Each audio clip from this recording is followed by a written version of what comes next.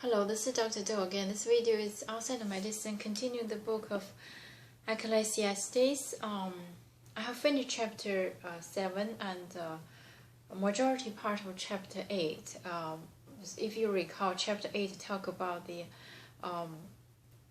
Obey the King is one of the title, and also under this title it says many realities like the wicked versus the righteous. Doesn't mean the righteous will live long, live in prosperity. On the other hand, the wicked always hold the position in the world and either living well or in luxury. But the message behind it is keep the hope and believe that justice will be on the way, either short or long, but still just I think the message behind it, behind this real, is keep the hope and do not give up. So I'm going to continue to read. When I applied my mind to know wisdom and to observe man's labor on earth, his eyes not seeing sleep day or night, then I saw all that God has done. No one can comprehend what goes on under the sun. Despite all his efforts to search it out, man cannot discover its meaning. Even if a wise man claims he knows, he cannot really comprehend it. A common destiny for all, chapter 9. So I reflected on all this and concluded that the righteous and the wise and what they do are in God's hands, but no man knows whether love or hate awaits him. All share a common destiny. The righteous and the wicked, the good and the bad, the clean and the unclean, those who offer sacrifices and those who don't. And it is with the good man, so with the sinner, and it is with those who take oaths, so with those who are afraid to take them. This is the evil in everything that happens under the sun. The same destiny overtakes all. The hearts of man, moreover, are full of evil, and there is madness in their hearts while they live. And afterwards they join the dead. Anyone who is among the living has hope. Even in a live dog is better off than a dead lion. For the living know that they will die, but the dead know nothing. They have no further reward, and even the memory of them is forgotten. Their love, their hate, and their jealousy have long since vanished. Never again will they have a part in anything that happens under the sun. Go eat your food with gladness and drink your wine with a joyful heart, for it is now that God favors what you do.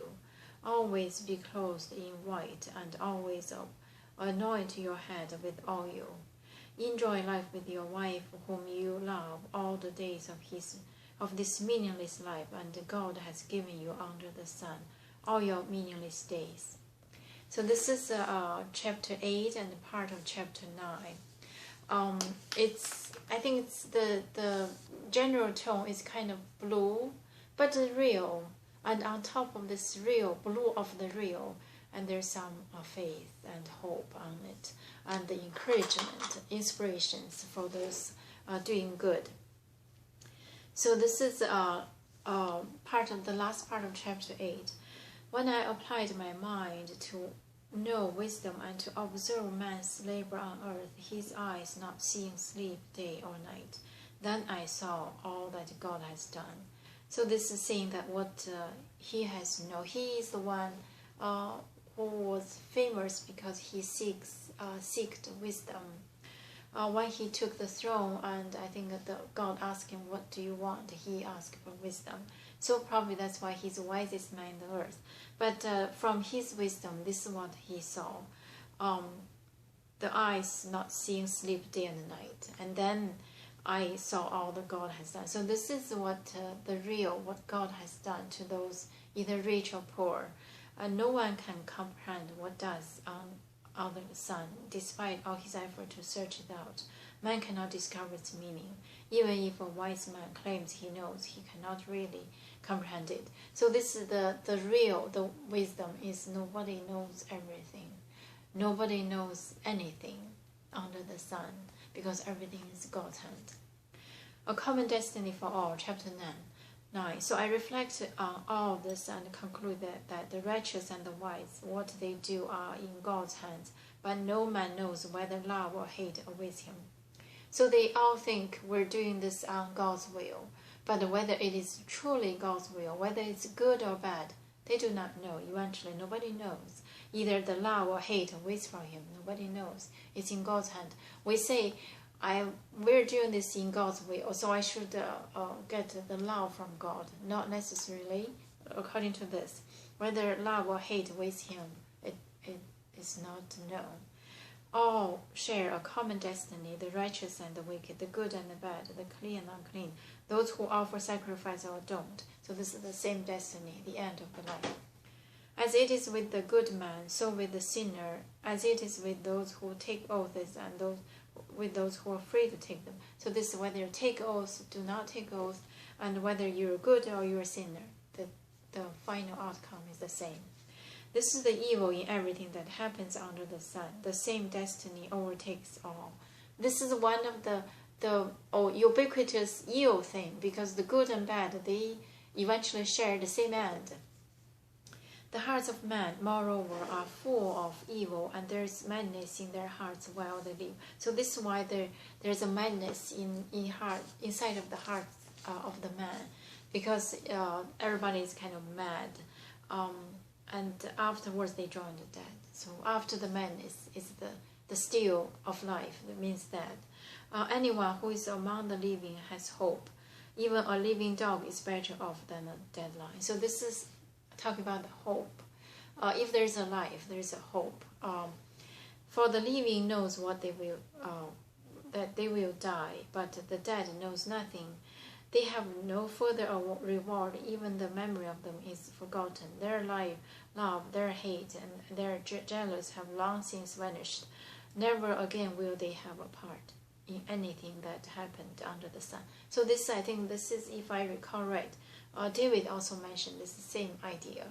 So the living is better than dead, because whatever you're living, the jealousy, living in anger, madness, or any kind of emotions, but if a man or a person died, all of those emotions are vanished. So go eat your food with gladness and drink your wine with joyful heart, for it is now that God favors what you do.